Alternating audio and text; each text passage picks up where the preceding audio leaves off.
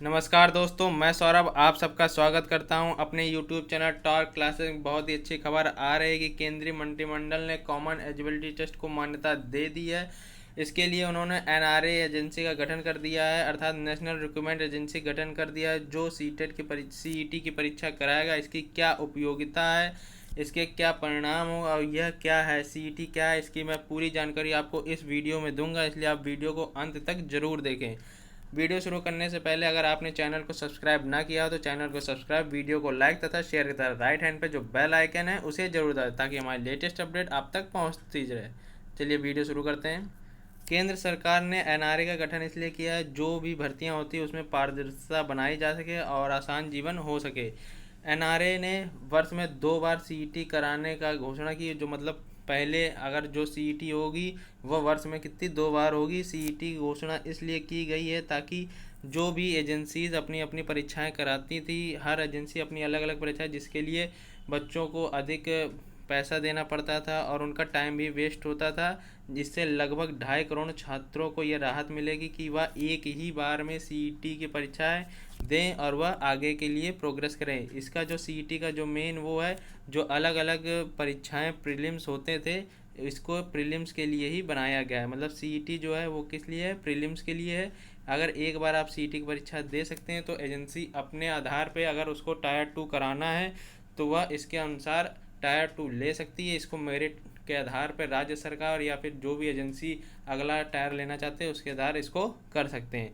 इसके लिए जो वैकेंसीज होगी वह उस अलग अलग स्तर के आधार पर होगी। जो इसकी परीक्षा होगी सीईटी की वो किस आधार पर होती है, परीक्षा बहुविकल्पी वस्तुनिष्ठ के आधार पर होगी। और जो इसकी जो प्रक्रिया होगी, जितनी भी प्रक्रिया होगी वह किस पे होगी, ऑनलाइन होगी, ताकि अगर छात्र एक स्थान से दूसरे स्थान नहीं जान पा रहा है तो उसकी जितनी भी योग्यता है वो ऑनलाइन चेक कर ली जाएगी। और इसके बारे में क्या है, विशेष परीक्षा की उपस्थिति में होने वाली उम्मीदवारों की कुल जो उम्मीदवारी संख्या लगभग 5%। जैसे कोई भी टेस्ट होता है तो लगभग 5 लाख या 5.5 या 10 लाख विद्यार्थी एक बार में ही पहुंच जाते हैं। तो इसमें क्या होगा, विद्यार्थियों की संख्या भी कम हो जाएगी। जो सीईटी होगा इसकी कोई भी लिमिट नहीं है, या आप चाहे जितनी बार दे सकते हैं। चलिए आगे देखते हैं। सीईटी का जो आयोजन है वो समान पात्रता सीईटी के 3 अलग स्तर हो गए। जिन्होंने स्नातक किया उसके लिए अलग स्तर होगा, जिन्होंने उच्च माध्यमिक अर्थात 12th किया उनके लिए अलग स्तर, और जो मैट्रिक पास उनके लिए अलग स्तर होगा। इसमें लिखा है गैर तकनीकी पदों के लिए कर्मचारी चयन आयोग, रेलवे भर्ती, बैंकिंग कर्मचारी चयन संस्था के टीयर 1 की परीक्षा की जगह सीईटी आयोजित किया जाएगा। मतलब जो एसएससी, जो बैंक आईबीपीएस जो कराता था, और जो अलग जो रेलवे एनटीपीसी या जो भी ग्रुप डी कराता था उसके लिए अब वो अलग अलग प्रीलिम्स नहीं लेंगे। उनकी योग्यता के अनुसार वह एक सीईटी कॉमन एलिजिबिलिटी जो टेस्ट है वह ले लिया करेंगे। उसके आधार अगर उनको टायर 2 कराना है तो इसके आधार पर वो अपनी मेरिट राज्य सरकार जो होगी वो बनाएगी, केंद्र सरकार जो होगी वो अपने हिसाब से बनाएगी और वह अगली परीक्षाएं ले सकते हैं। केंद्र सरकार ने ग्रुप बी और सी पदों के लिए उम्मीदवार शॉर्टलिस्ट सीईटी के द्वारा किया जाएगा। जैसे आपके इसमें जो नंबर आएंगे आपको मेरिट के आधार पर अगली मतलब ग्रुप सी या ग्रुप बी की जो भी वैकेंसीज होगी उसके आपको अंडर कर दिया जाएगा। इसके बारे में और क्या है, इसको क्यों रखा गया है। सरकारी नौकरी को अलग अलग डिपार्टमेंट में एक स्तर की सभी भर्तियों में से अब एक परीक्षा का आयोजन किया जाएगा। यह परीक्षा ऑनलाइन मोड पर आयोजित होगी।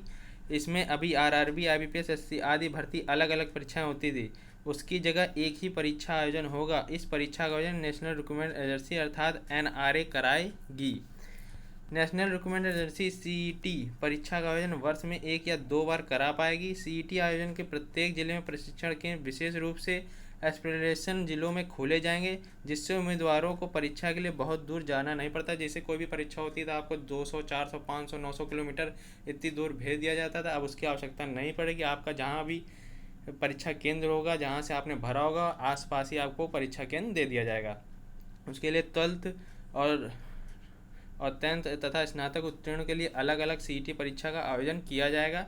भविष्य में सीईटी के स्कोर पर राज्य एवं निजी कंपनियां भी कर सकेंगी। मतलब राज्य जो होगा अगर उसको अगर टायर 2 अगर लेना है या निजी कंपनी को टायर 2 लेना है, उसके आधार पे अगली भर्ती करानी है तो वह सीईटी के स्कोर पर अगली भर्ती करा पाएगी।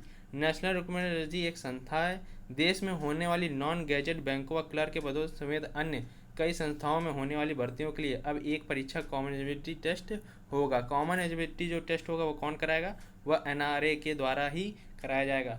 तो अब जितनी भी अलग अलग परीक्षाएं होती थी वह अब अलग अलग परीक्षाएं नहीं होंगी, ताकि 2.5 करोड़ इससे जो राहत होगी कैंडिडेट को, 2.5 करोड़ से अधिक के कैंडिडेट को यह राहत मिलेगी कि वह अलग अलग जो उनको अधिक खर्च लगता है, जितने भी फॉर्म आते हैं और उनका अधिक से अधिक समय जाता है, वह बच जाएगा। इस सीईटी के जो इन्होंने गठन किया, सीईटी से जो अलग अलग जो खर्च होगा यह सब बच जाएगा। एक आपको कॉमन एलिजिबिलिटी टेस्ट देना पड़ेगा, उसके आधार पर संस्था अगर ग्रुप बी या ग्रुप सी है, आपकी मेरिट अच्छी तो आपको डायरेक्ट रिक्रूटमेंट करेगी।